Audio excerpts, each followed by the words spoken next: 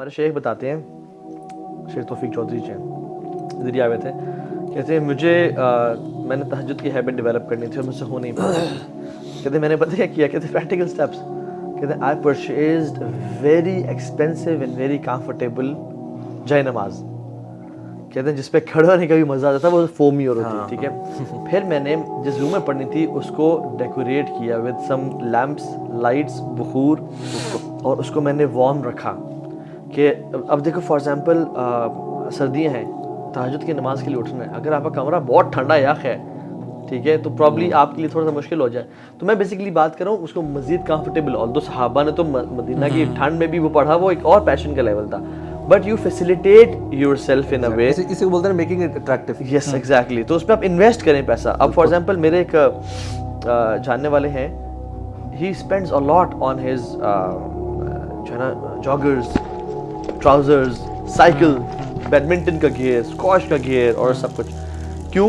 کیونکہ جب وہ انویسٹ کرتے ہیں نا تو پھر وہ اس کی ویلیو بڑھتی ہے. دین ہی از ایکسائٹیڈ ٹو پلے بیڈمنٹن, پھر وہ یوز کریں کوئی استعمال میں لے کے آتے ہیں. اور پھر اس میں ریوارڈ بھی رکھیں. جیسے فار ایگزامپل میں آپ کو پرسنل ایگزامپل دیتا ہوں, میرا جو جم جانے کا جو موٹیویشن ہوتی تھی نا, وہ اس کے بعد کا ریوارڈ ہوتا تھا جو اسٹیم اور سونا میں مجھے ملتا تھا, ٹھیک ہے. So whenever I used to think of going to gym, I used to think of the reward کہ اسٹیم اور سونا میں میں ریلیکس بھی کروں گا. سو وہ جم جانا میرے لیے بڑا آسان بن گیا. مزے کی بات ہے کہ ایون ایک دو کتابوں میں بھی یہ لکھا ہے اور اسلامکلی بھی نا, کہتے ہیں اٹس ناٹ کہ آپ نے نا میں نے یہ ہیبٹس ڈیولپ کرنی ہے, you need to know Y.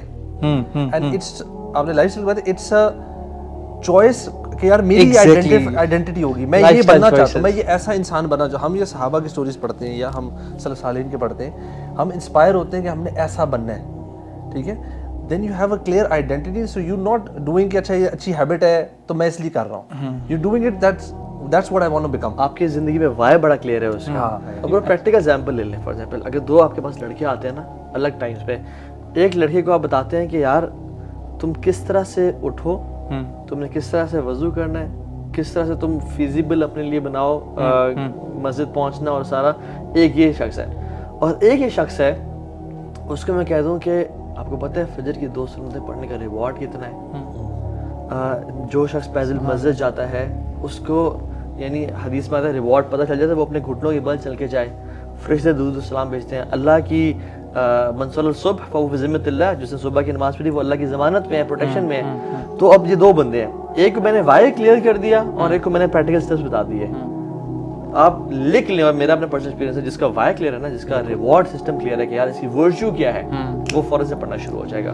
اسی لیے تو بار بار آپ کو جب جنت کے بارے میں بتایا جاتا ہے نا, آپ کو جنت کی جو ایٹریبیوٹس ہیں ان کے اندر کیا کیا ہے, وہی پھر جیسے آپ نے بتایا نا, ایک شخص کو بتایا جائے کہ نماز پڑھو گے تو یہ ہوگا, تم نے وضو ایسے کرنا, اور ایک کو اس کا ریوارڈ بتایا جا رہا ہے کہ تمہیں اتنا ریوارڈ ملے گا. سمپل سی آیت ہو سکتی تھی کہ جنت کے لیے کوشش کرو, لیکن اللہ تعالیٰ نے ہمیں بتایا وہ جنت کیسی ہے, عرضها السماوات والارض. آج تم ایک چھوٹے سے ٹکڑے کے لیے محنت کر رہے ہوتے ہو, یعنی اپنی دنیا میں گزارا کرنے کے لیے, وہ جنت ایسی ہے کہ آسمان اور زمین جیسی وائڈ ہے. اور اسکالرس کہتے ہیں کہ یہ صرف فزیکل لیول نہیں ہے, آپ کو اسپرچول لیول پہ بھی, ایموشنلی بھی آپ کو آپ کا جو مائنڈ ہے وہ کھلتا ہے اور وہاں تک لے کے جائے گی, یعنی آپ وہاں پہ گھٹن محسوس نہیں کرو گے. تو ایونچولی ہوتا کیا ہے کہ دیکھیں, آئی تھنک دس از, اگر ہمیں اس کے علاوہ کوئی موٹیویشن نہ دی جاتی دین میں, if this was the only motivation given to the human beings, this was sufficient for all of us.